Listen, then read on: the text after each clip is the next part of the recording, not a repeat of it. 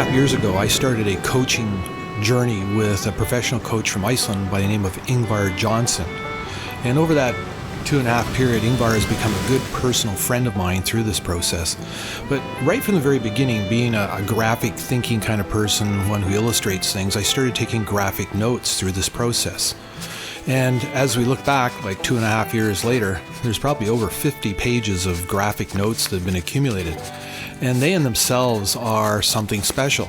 They provide a lot of insight on my journey and provide also a way to go back and review in a way that would never have happened with regular notes.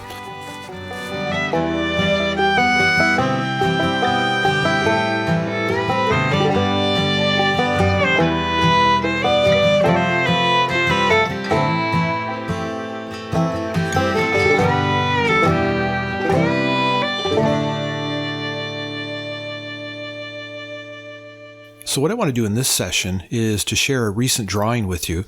Now, it's a drawing that's pretty complex on many levels, has a lot of layers of meaning to it, and I don't expect that we'll be able to unravel all that in a short little session that we have here right now, but maybe just give you an appreciation of some of the insights that the graphic notes allow me to make that wouldn't probably occur any other way.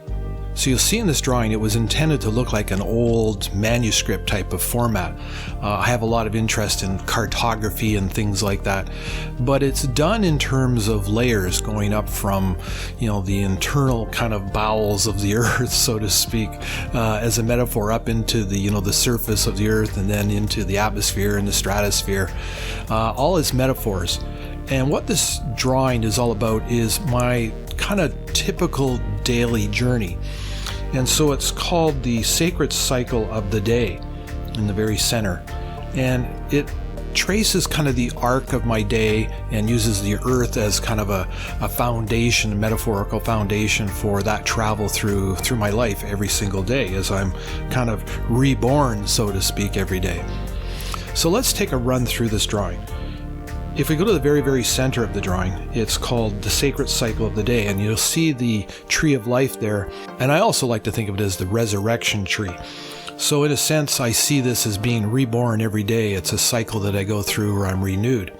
And if we start way over on the left-hand side, you'll see the rising sun, and you also see the lunar set. So it recognizes the end of night, the beginning of day, and then it traces an arc across the sky of the sun, just like the day, through the cycles of my day, and then sets on the right-hand side, and with the rise, or the lunar rise on that side, is the beginning of the night. So that's the time frame it encompasses. And we can see along the surface or the crust of the earth, that's me kind of working my way, metaphorically, that's me traveling physically through the day. But that's only one small piece of the journey every day that I go through. There's various levels, subconscious levels, thinking levels, insight levels, creativity levels, even spiritual levels of awareness. And so my physical existence is just represented by that little thin boundary of trees and mountains and landscape, the terra, so to speak. Below that is metaphor of what's underneath. It's kind of the subconscious. It's where the muses arrive, in my life, the deep thoughts. And all of the things virtually on this drawing come from experiences, belief systems that, I've acquired. And many years ago, I was in South Africa and had an opportunity to go visit ancient sand people's art, rock art, in the northern part of the country.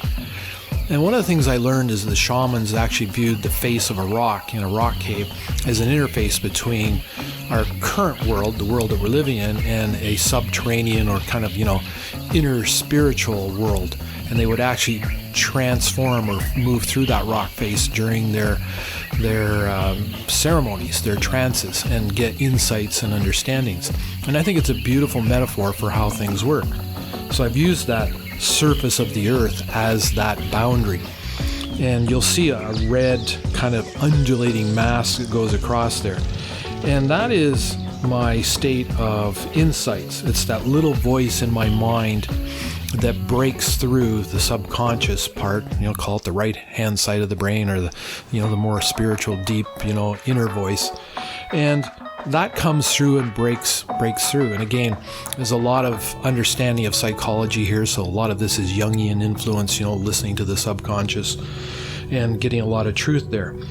And you'll see that it breaks through into kind of my conscious mind, which is that first layer of the earth there. Below that, you'll see the deep inner churnings or truth, insights, meaning, and understanding. And then below that is the true timeless inner self.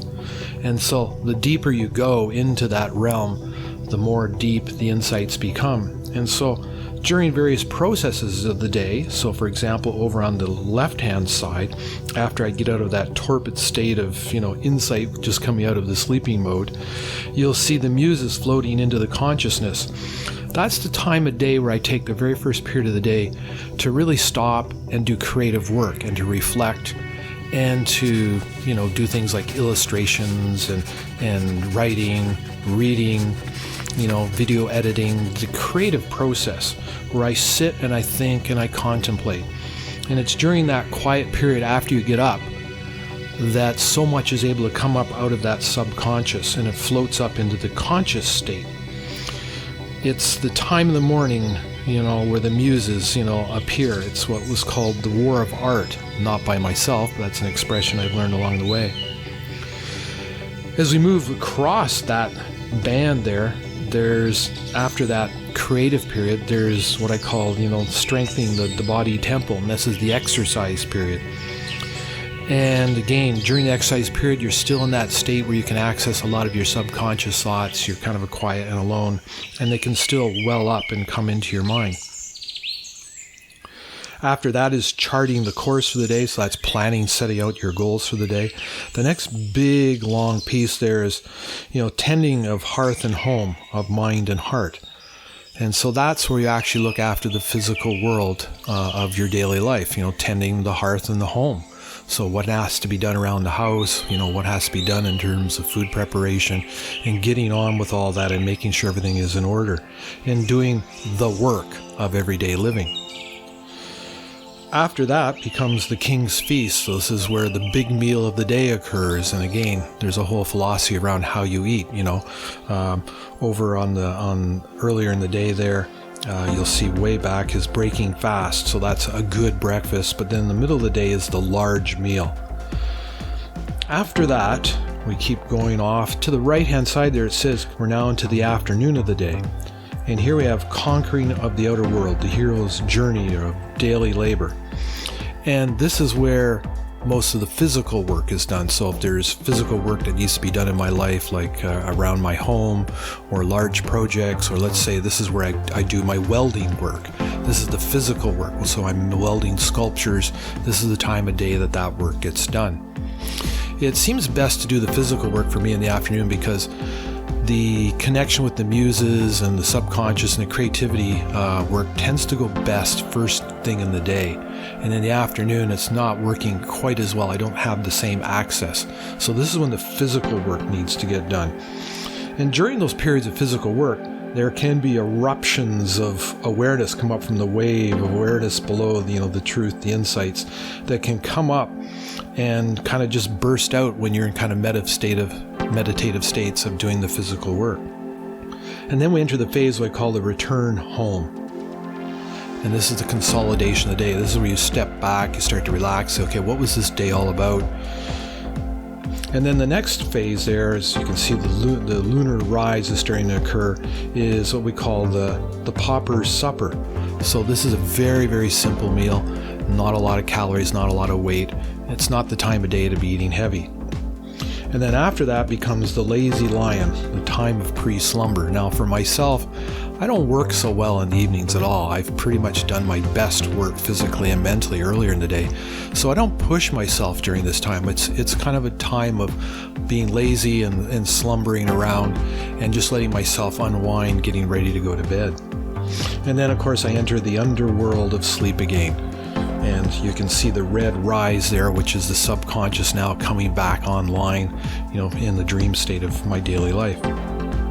If we rise up above that band and up into the atmosphere above that earth layer of my physical existence, and we go up to that first kind of layer of the atmosphere, You'll see there's a setting of daily aspirations looking out for the day. That's part of that charting the course. So if we rise above that terrestrial layer of the mountains and the trees there, and now we come up into the atmosphere.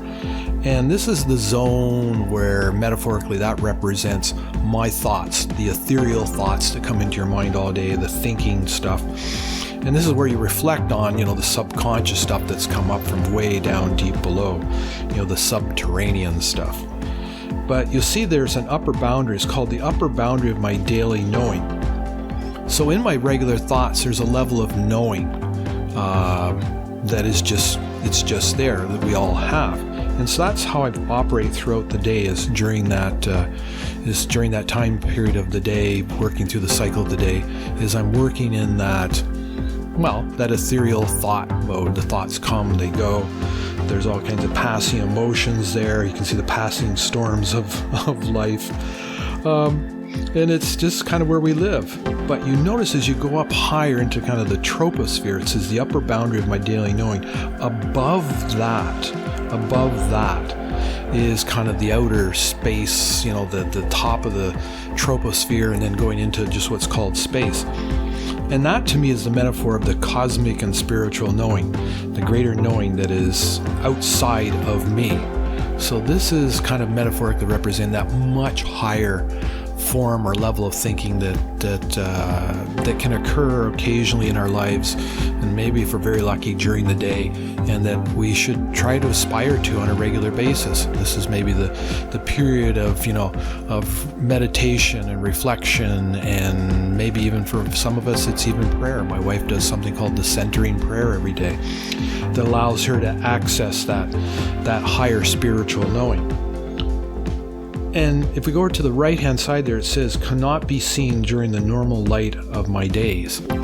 So it takes special effort throughout the day if you're going to actively access that kind of band, that metaphorical band. So there's a real fast, high-level overview. A couple of things I may have not mentioned here is you'll see that arc of the sun as it goes across the sky. I've incorporated some important symbols. You can see the yin-yang symbol, which is my acknowledgement of the Tao and the power that it brings to us. And for me, that yin-yang represents the male-female energies, which need to be considered at all time in myself, and is I experience and travel through the day with other people. At the top is a symbol, an Icelandic rune symbol, and this is the Icelandic rune symbol for a compass. And so that's a compass is kind of like a moral guide for me. So it's what is the overall arcing high in the sky, compass that I operate my life by, my principles, which are explained in other previous drawings that I've evolved. And then down below, as we come down into the setting period there, is the Native American compass symbol. And for me, that is recognition of needing to incorporate nature and the earth into my belief system and into my behaviors every day as well. So I think all three of those symbols are important because they all bring slightly different perspectives to the thing. Anyways, this was kind of a rambling run through of one of my drawings. You can see the level of complexity here that's involved in one of these drawings. And I'd really like to hear what you think about this kind of process. It requires a lot more explanation even than I've given it here, but it's just a means for me to encapsulate in a visual format and explore in ways I never could otherwise in this metaphorical landscape. What does the arc of my day look like? What is the sacred circle of the day for me?